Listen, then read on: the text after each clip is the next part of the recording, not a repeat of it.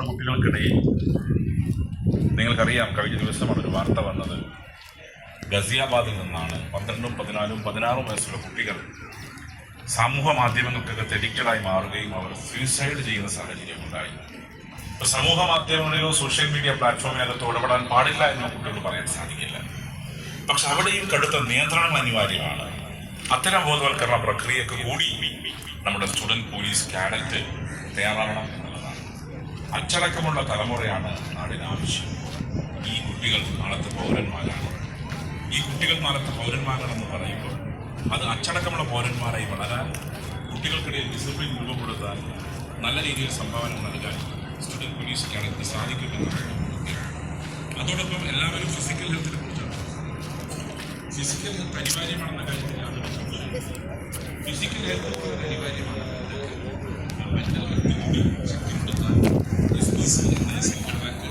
Major role വഹിക്കാൻ സാധിക്കുമെന്ന് വിശ്വാസമുണ്ട്. അതുകൊണ്ട് മെന്റൽ ഹെൽത്തിന് കൂടി പ്രാമുഖ്യം കൊടുക്കുന്ന ക്യാമ്പയിനുകൾക്ക് നേതൃത്വം കൊടുക്കാൻ SPC യൂണിറ്റിന് സാധിക്കണം.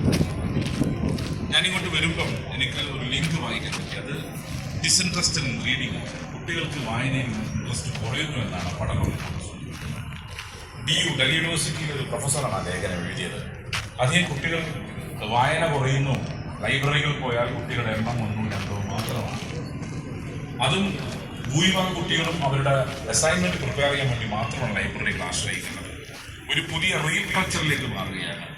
ഇനി കുട്ടികളെ പൂർണ്ണമായും വായനയിലേക്ക് എത്രമാത്രം തിരിച്ചുകൊണ്ടുവരാൻ സാധിക്കുമെന്ന ചോദ്യത്തിന് അതിൽ ഫലപ്രദമായ ഉത്തരം പറയാൻ സാധിക്കില്ല.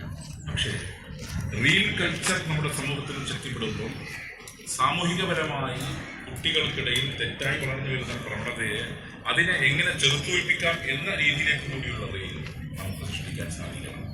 അറ്റൻഷൻ സ്പാൻ കുറയുന്ന ജനറേഷൻ സ്വാഭാവികമായി അറ്റൻഷൻ സ്പാൻ കുറയുന്ന ഈ ഘട്ടത്തിൽ അവരെ റീലുകളിലൂടെ തന്നെ സാമൂഹിക തിന്മക്കെതിരായ റീലുകൾ കൂടി നിർമ്മിക്കാൻ നമുക്ക് സാധിക്കണം. നമുക്കിപ്പോൾ ഇതിന് മാറി സഞ്ചരിക്കാൻ സാധിക്കില്ല. പക്ഷെ നമ്മൾ കൈമാറാൻ ഉദ്ദേശിക്കുന്ന ആശയം നല്ല രീതിയിൽ ലളിതമായി റീലുകളിലൂടെ കൈകാര്യം ചെയ്യാൻ കൂടി നമുക്ക് സാധിക്കണം എന്നുള്ളതാണ് ഈ ഘട്ടത്തിൽ സൂചിപ്പിക്കാനുള്ളത്. സമയം ഏതാണ്ട് 9:35 പിന്നിട്ടു.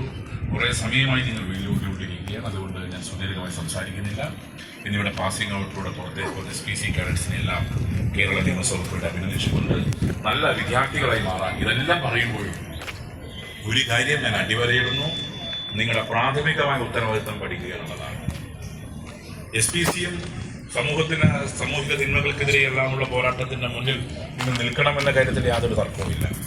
അതിലെല്ലാം ഉപരി ഒരു വിദ്യാർത്ഥിയുടെ 1ാമത്തെയും 2ാമത്തെയും 3ാമത്തെയും കടമെന്ന് ചോദിച്ചാൽ അതിൽ എനിക്കുള്ള ഒരേ ഉത്തരം 1ാമത്തെയും 2ാമത്തെയും 3ാമത്തെയും നിങ്ങളുടെ കടമ പഠിക്കുക എന്നുള്ളത് തന്നെയാണ്. നല്ല പൗരന്മാരായി മാറാൻ, നന്നായി പഠിക്കാൻ, സാമൂഹിക പ്രതിബദ്ധതയുള്ള സോഷ്യലി കമ്മിറ്റഡായ പൗരന്മാരായി തീരാൻ നിങ്ങൾക്ക് ഓരോരുത്തർക്കും സാധിക്കട്ടെ എന്ന് മാത്രം എല്ലാ വിദ്യാർത്ഥികൾക്കും നല്ല ഭാവി ആശംസിച്ചുകൊണ്ട് ഞാൻ എൻ്റെ വാക്കുകൾ അവസാനിപ്പിക്കുകയാണ്.